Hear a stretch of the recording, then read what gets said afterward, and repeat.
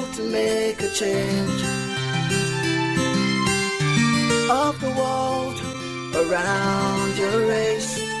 They've been able to set the pace. Welcome to another thrilling episode as we engage another icon on your favourite programme, Youth Engage. Today we engage another trailblazer in the field of medicine, academia and philosophy.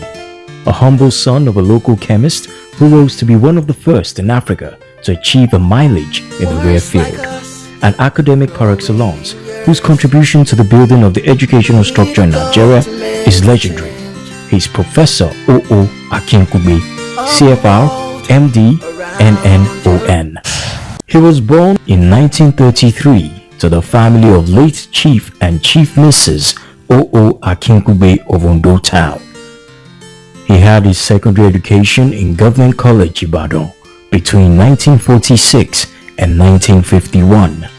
He was admitted to the University College, now known as the University of Ibadan, from 1951 to 1955, and later attended the University of London, from where he bagged his MBBS degree in 1958. Akinkugbe also obtained a diploma in tropical medicine and hygiene from Liverpool University in 1960, as well as a doctorate in philosophy from Oxford University in 1964. Professor Akinkugbe served in various capacities in developmental and health organizations, both locally and internationally. These include the World Health Organization, International Society of Hypertension, SIBA Foundation, and the Nigerian Association of Nephrology, among others.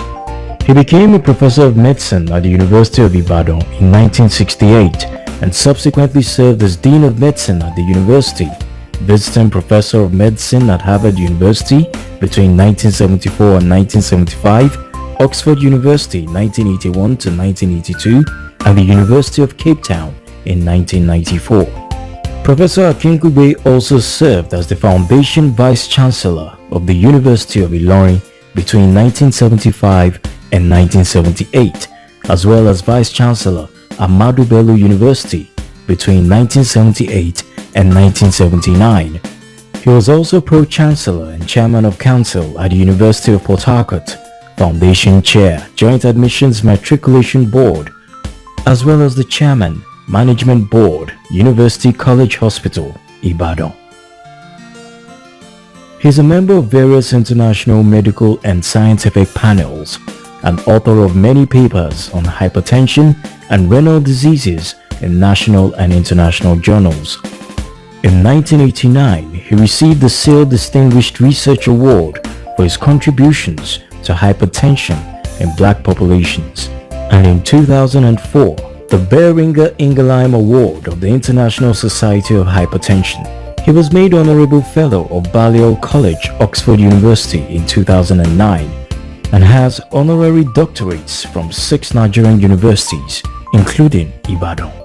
He's also been conferred traditional chieftaincy titles from Ile-Ife, Ondo, Ibadan, and Ijebu-Igbo. He's married to Professor Folashade Akinkugbe Ni Dina, and they have 2 sons and a set of grand twins. Welcome into the world of a man whose Ibadan Hypertension Clinic, a consulting center for all, and a magnificent structure he fondly called Little Summit attached, gives every youth the picture of an icon whose legacies must be celebrated. Welcome into the world of Professor O.O. Akinkugbe, CFR, MD, NNON. Thank you so much for having us. Yes. Can you please tell us who Professor Akinkugbe is? Well, I think Professor Akinkugbe is an 81-year-old physician, qualified in medicine in 1958. And I have been working in Ibadan, the UCH. I became lecturer there and consultant at the UCH in 1965. And I have been working there, the University of Ibadan. I became professor of medicine there in 1968. But I have had sabbaticals in other universities in various parts of the world. So apart from these stints outside and periods in Geneva and WHO, I have largely been resident here in Ibadan. My specialty is high blood pressure and kidney disease, okay? And I started the first kidney disease in Sub-Saharan Africa, the disease unit, okay? Now, my youth was a very active one, but it was built around the Anglican school, where I went to primary school. And so the preparation was rather ecclesiastical, okay? I was either playing football in the churchyard. And my godfather then was Bishop Akinyele. Ever heard of him? Bishop Akinyele. He used to be principal of Ibadan Grammar School until he was preferred as bishop. And he was the first bishop of Ondo, which was part of Lagos Diocese. And he was very close to my father because my father was one of the foundation students of Ibadan Grammar School, okay? So when Bishop was then sent to Ondo, he became very close, and I was the very first he baptized. My youth was spent a good deal of it in the Bishop's Court in Ondo, because it was very close. And I had a lot of inspiration from that old man, the bishop. In fact, he preferred most times to, rather than preach in the church, the big church, he would come on Sundays and sit with us in the Sunday school and tell stories, and I never forgot that. And I used to think he was, in fact, one of the disciples of our Lord Jesus Christ, the way he carried himself. So he was quite a remarkable man, and I believe he must have played some role in my own formation. But there are many stories in that little book I will leave with you about my youth, both in primary school, in the church as a chorister boy, and also later on in government college when there were a number of escapades, and one which you will read here, and which Wole Soyinka, when he was writing his book on Ibadan, the Penkelemes years, because he wrote Ake in the Penkelemes years, taking chunks of his biography. And he rang me and said, there's an incident I want to relate in my book. And immediately I knew that incident. I said, you must tell it accurately, otherwise I will write my own book. And so when he wrote this, and he rang me and said, page so and so and so, go and look at it. And he wrote, and I thought he was very generous to me, because we were the two youngest in our class. And you probably will know that he was just 80 a few months ago, and I was a few months older. And he got under my skin, and I really wanted to fight him. And so I went to the head of house and said, well, Soyinka has given me a lot of headache. I am challenging him to a duel. I'm outside the dormitory. And the head of house was very excited. These two little urchins, they want to entertain the house. Gave us 2 pairs of boxing gloves. And the whole house crowded round, you see. And because I had challenged him, I felt I had to beat him. So, the whistle went, and so we started round 1, round 2, round 3. By the time we got to around 5 or 6, there was Shoyinka on the floor, and they were counting 1, 2, and held my hand up. Now, Shoyinka said, not only in his book, not only did I win that match, that I bloodied his nose.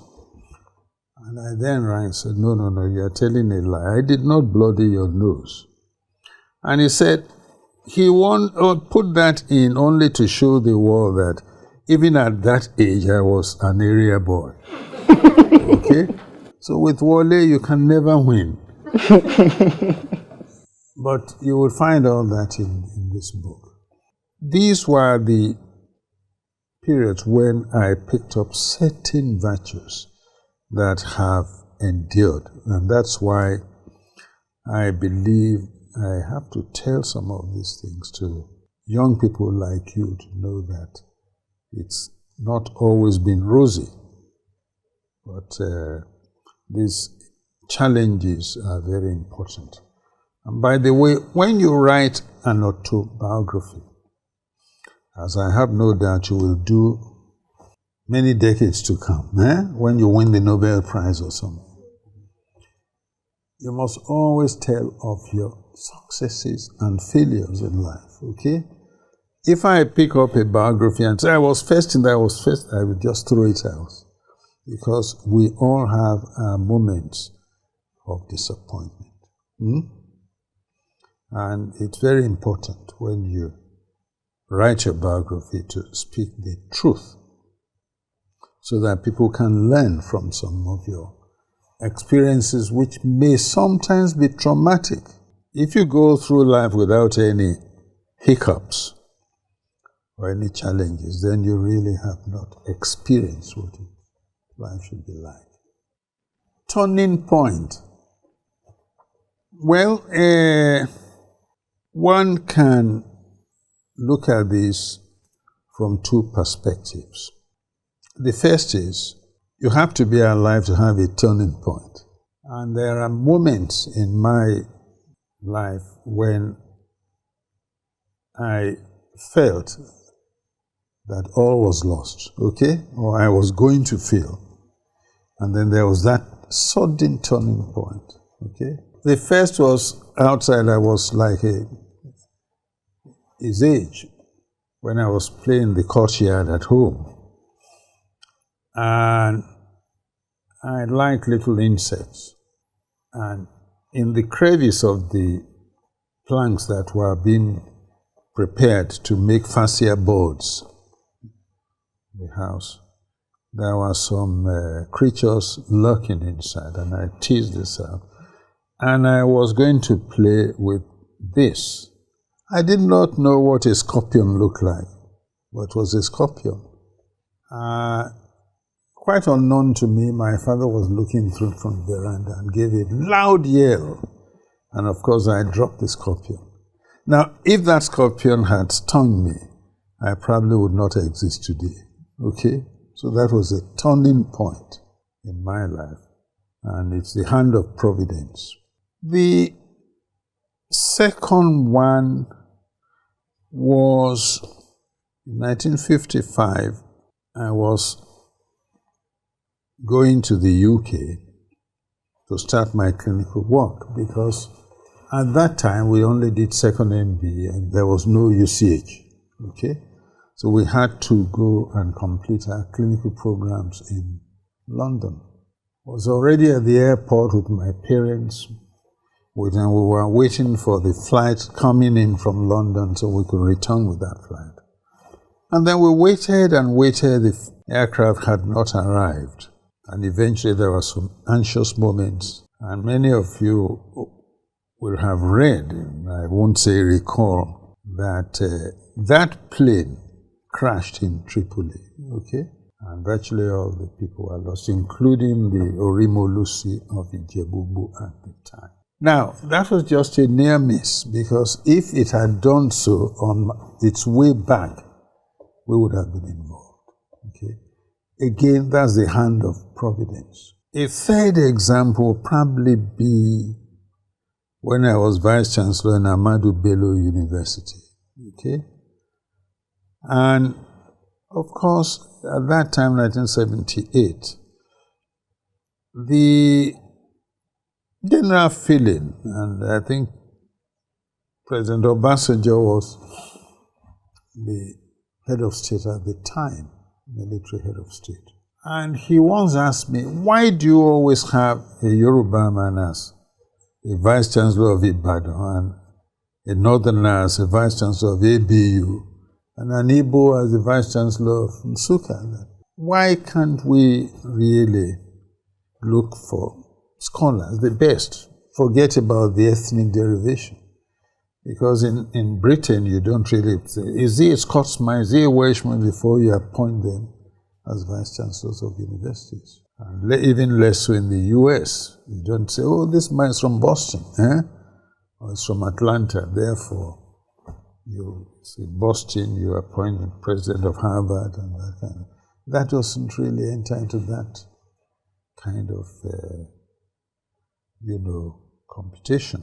So I was already in Ilorin trying to build a good university as foundation VC. And then suddenly I heard over the news I must move to Zaria to be the Vice Chancellor, okay? And this was, the person from Zaria was to move to Nsukka, Maru Shehu, and then somebody to a chap called Bashutuku was to come to Lagos Unilag. All this mixed now because they wanted to show that you don't have to be of the same ethnic derivation to run the university.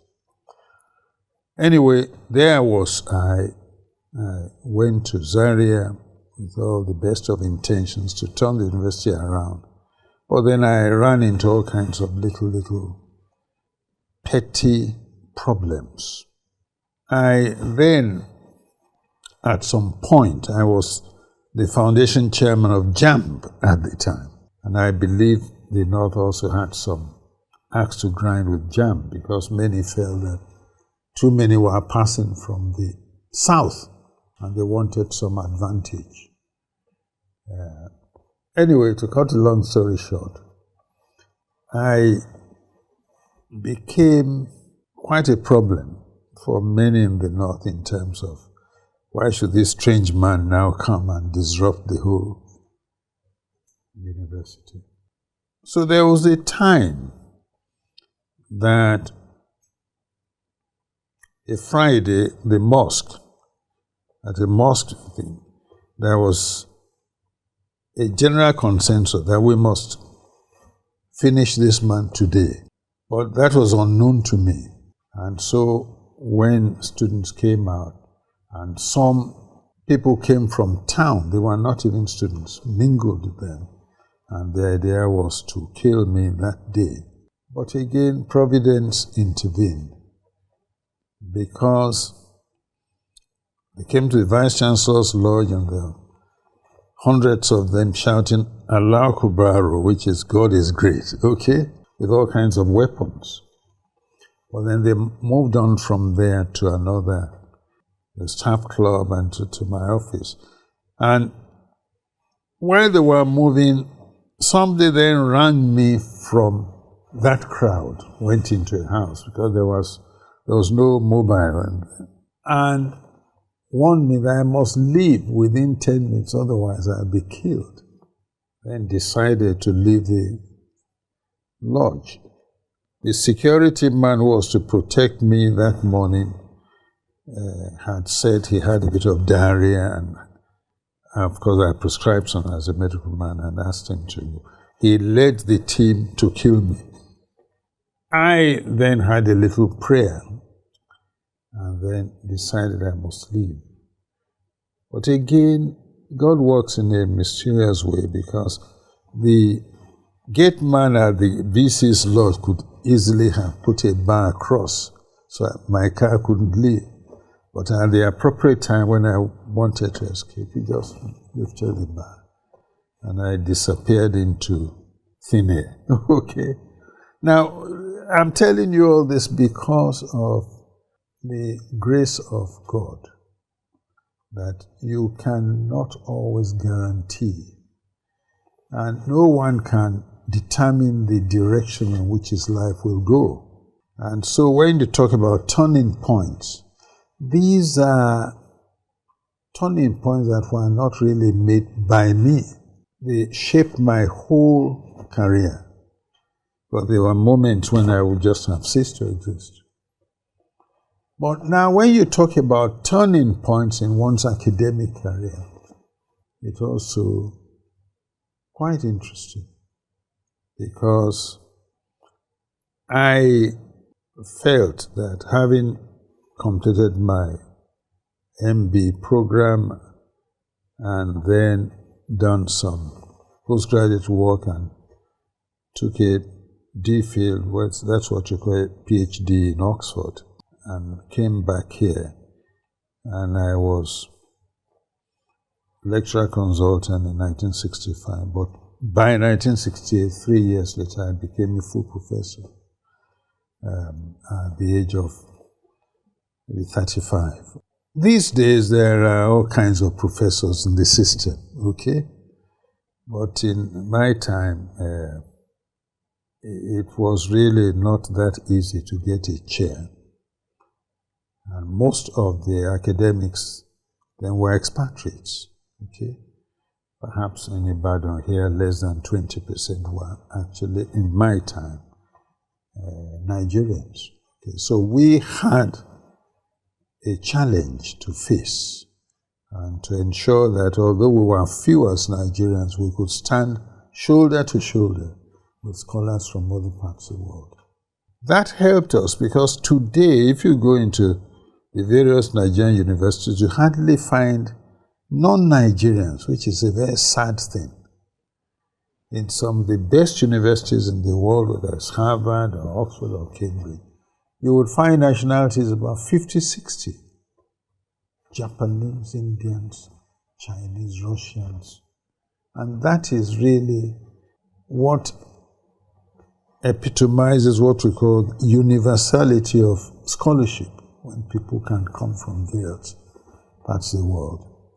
I once went to lecture in a Nigerian university, and when I looked around, I won't tell you which zone, but 99% of them were actually from that area.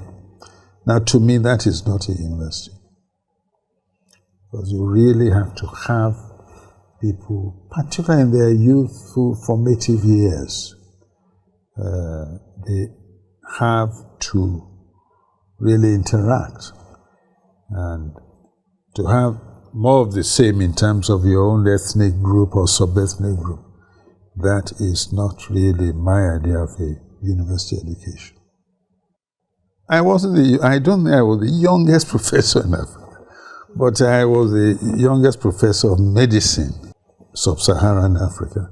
But I didn't go out and call Ebenezer Obey to be celebrating. I regarded it more as a challenge to do even better. There are those who, when they become professors, it's like running a 400-meter race, and they collapse at the gate, and that's the end. They don't do any work anymore. They feel that their life's ambition has been realized. But when you are a young professor, you are just beginning, okay? And it's very important not to rest on your oars. You must take up the challenge and be more and more productive, and more importantly, more original, okay? So it wasn't as if I was celebrating when I became professor at the age of 35. But I must go back and tell, when I entered UI here as UCI, I wrote to my father that because there was no UI campus, it was LA here, we started the university. I then wrote to my father that coming from LA to Dugbe here, because Kingsway was just starting, but it was a long walk and I needed a bicycle. Of course, he didn't answer my letter. And when I got to my hospital, he called me and sat me down. So he said it wasn't my fault. So again, you learn from these experiences. When you achieve, it gives you a further inspiration, incentive to achieve more. You must never say you've got to the top now, you now can go to sleep. What it means to be a professor of medicine. Well, that word professor has been bastardized. You even have musicians. Now all these Apala people calling them professors and magicians sometimes. You see, in the old kind of parlance, a professor is an academic who professes in a particular area of scholarship. It does not mean you are fully on top of your subject, but you've got to a stage where you can actually impart your knowledge to younger ones and also seek through research to extend your own vista of knowledge. I think that as a professor of medicine, it's probably different to professing in other areas. Now, if you teach medicine, you not only lecture and demonstrate, you use your skills and perform either in theater or doing investigations or teach around the bedside. And each of this is quite an experience. And I believe my students used to enjoy me teaching them around the bedside when we go around, when we do ward rounds. I believe, and I've been all over the world to see how some of my former students are performing. When I launched this biography, my students in the US got in touch with me and said, "Sir, but we want to launch our own here in the US."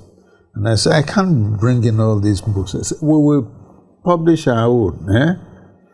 And so I was invited to Chicago about 2-3 years ago. And these students, by virtually their hundreds, they flew in from various parts of the United States to Chicago to really celebrate me, and I felt very humbled by that. But the interesting thing is that many of them are holding key positions in hospitals in the US, and as chief resident or a professor of some aspect. And to me, that was really very rewarding in a way. But the interesting thing is that they have been taught about clinical skills, okay, and the importance of making a diagnosis around the bedside. I was teaching at Harvard at one time on sabbatical. And in places like that, when a patient's brought in, you do a CT scan, you do MRI, you do all that. That is, you already know the diagnosis and you're working back. To me, that is bad medicine, okay? Here, what we teach students, they come in, patients come in, we examine them and we then say, these are the likely causes. And then you do investigations to confirm your diagnosis. It's not that you make the diagnosis first and you walk back from the answer, okay? It makes it more interesting. And so I believe that those who trained in Ibadan, we have that dubious distinction of saying that we will train people from other universities, okay? We send them out as apostles, okay? And Someone who wanted to be very cynical said the other day, Ibadan is the only university, the others are campuses. Okay? But I don't buy that. All I can say is that the skills which were imparted to this, whether they eventually go to US, UK, Saudi, South Africa, whatever, it's there. So when our boys get there, whether it's Boston or Atlanta, and they do ward rounds and they examine patients, they make their diagnosis. Then later on, they check with the CT scan and they're right. So they respect them. It's not that the patient is wheeled in and it's just, what does the MRI say? Then it makes it uninteresting. So teaching as a professor of medicine is a very interesting and an exciting experience because no two cases are ever the same.